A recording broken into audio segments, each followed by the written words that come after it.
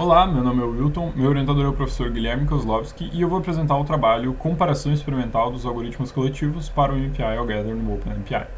Então, primeiramente, o MPI, ou Message Passing Interface, ele é um padrão que foi definido originalmente em 1994 e é atualizado até hoje, e ele define como uma troca de mensagens entre processos que estão executando em paralelo deve ser realizada. O padrão ele fornece definições para mensagens ponto a ponto, em que eu tenho apenas dois processos se comunicando entre si, operações coletivas, quando eu tenho vários processos se comunicando. Também fornece grupos, topologias e comunicadores de processo, entre várias outras coisas. E o MPI é considerado a solução padrão para aplicações paralelas que executam em aglomerados de computação ou em supercomputadores. Falando especificamente das comunicações coletivas, existem duas grandes formas gerais, que seriam de um para muitos ou muitos para um, dependendo da direção da comunicação. Mas nesse caso, ou um processo envia um bloco de dados para todos os outros, ou todos esses outros enviam um bloco de dados para uma raiz específica. E a segunda forma é a muitos para muitos, em que todos os processos vão contribuir com um bloco de dados e esse bloco vai ser trocado entre todos os participantes. Entre as comunicações coletivas, uma forma bastante comum, uma chamada comum, é o Algather, o MPI Algather. Então, nesse caso, cada processo vai mandar apenas um bloco para todos os destinos, para todos os processos que fazem parte dessa chamada, e depois da realização da chamada, o buffer de recebimento ele vai ser igual em todos os processos, tanto na estrutura quanto nos blocos de dados que vão estar em cada uma das posições. E existem uma série de algoritmos que implementam a semântica dessa chamada coletiva, eu não vou entrar em detalhes sobre eles, mas o Linear é um algoritmo de complexidade quadrática e é, de certa forma, uma abordagem ingênua para implementar essa chamada. O Bruck e o Recursive Doubling, eles têm complexidade logarítmica. O Recursive Doubling, ele utiliza a comunicação para par, ou seja, se um processo está mandando dados para um destinatário, ele também vai receber dados desse outro processo. Mas ele só pode ser utilizado para quantidades de processos que são potências de 2. O Bruck, em contrapartida, ele pode ser utilizado para qualquer quantidade de processos, mas ele necessita de cópias e movimentações de memória. Tanto o Ring quanto o Neighbor Exchange são algoritmos de complexidade linear. Entretanto, o Neighbor Exchange ele necessita apenas da metade da quantidade de passos do Ring, mas ele só funciona para quantidades de processos que são pares. Então, dadas essas características dos algoritmos, cada um deles vai ter uma área de operação em que ele é o mais eficiente em relação aos outros.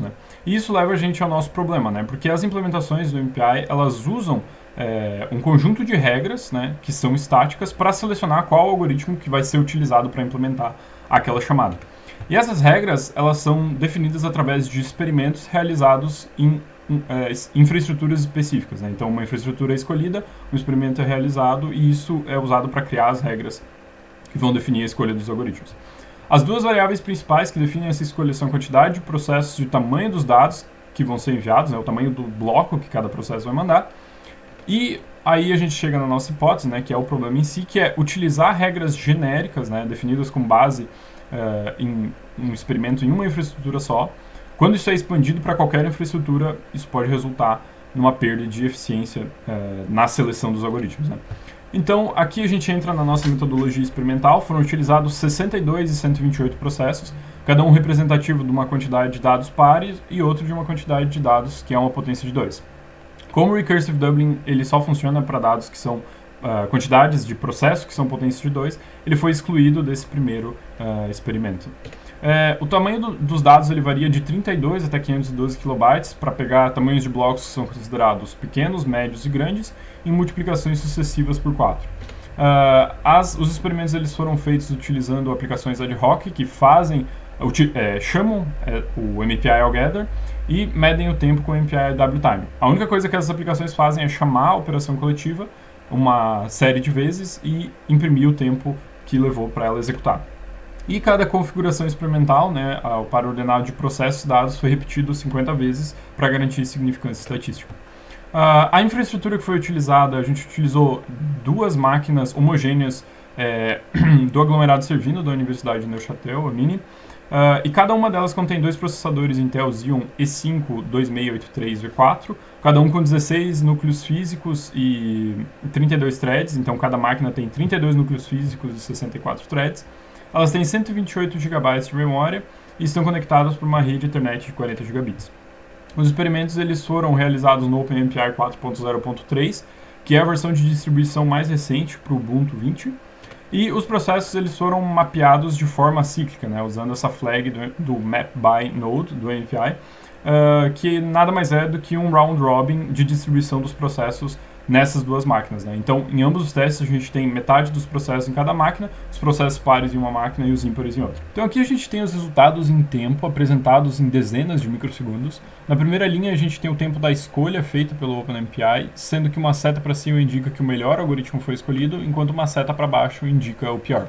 E aqui, nessas outras linhas, a gente tem os algoritmos executados individualmente, sendo que as células destacadas em negrito indicam qual algoritmo que foi escolhido para aquele caso. Aqui, nesse caso de testes, a gente tem que o Bruck teve o melhor tempo em todos os experimentos, enquanto o pior tempo foi obtido alternadamente pelo Ring e pelo Linear. Assim, o OpenMPI ele escolheu o melhor algoritmo em 3 dos 8 casos, mas escolheu um algoritmo subóptimo em 5 dos 8, o que indica escolhas ineficientes nesses 5 casos. Para 128 processos, agora a gente tem o Recursive Doubling também, e o melhor tempo foi alternado entre ele e o Bruck, sendo que o pior tempo continua sendo alternado entre o Ring e o Linear. E nesse caso, os resultados são ainda piores, porque o OpenMPI escolheu o melhor algoritmo em apenas um dos casos e teve escolhas ineficientes em 7 dos 8 casos. Esse padrão de melhor e pior algoritmo é dado principalmente pelas complexidades teóricas desses algoritmos, como eu falei, já que o Bruck e o Recursive Doubling têm complexidades logarítmicas, enquanto o Linear tem uma complexidade quadrática, que explica essas subidas no final aqui, e o Ring tanto o Ring quanto o Neighbor Exchange têm complexidades lineares. Só que, como eu falei, tanto o Bruck como o Recursive Doubling têm comunicações muito difusas e o Bruck precisa de trocas de memória. Então, com infraestruturas maiores, a tendência seria que esses algoritmos lineares teriam um desempenho melhor e é por isso que o OpenMPI usa eles.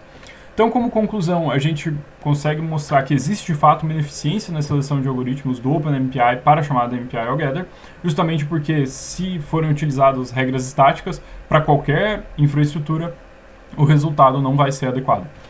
Esse estudo ele serve como base para o desenvolvimento de ferramentas de autoajuste de parâmetros para selecionar os algoritmos de forma mais eficiente e ele também indica que podem existir ineficiências semelhantes também em outras chamadas coletivas.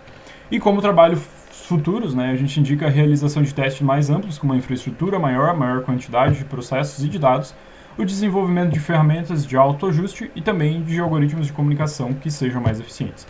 Esse trabalho ele foi desenvolvido com o financiamento da FAPESC e seria isso. Obrigado pela atenção.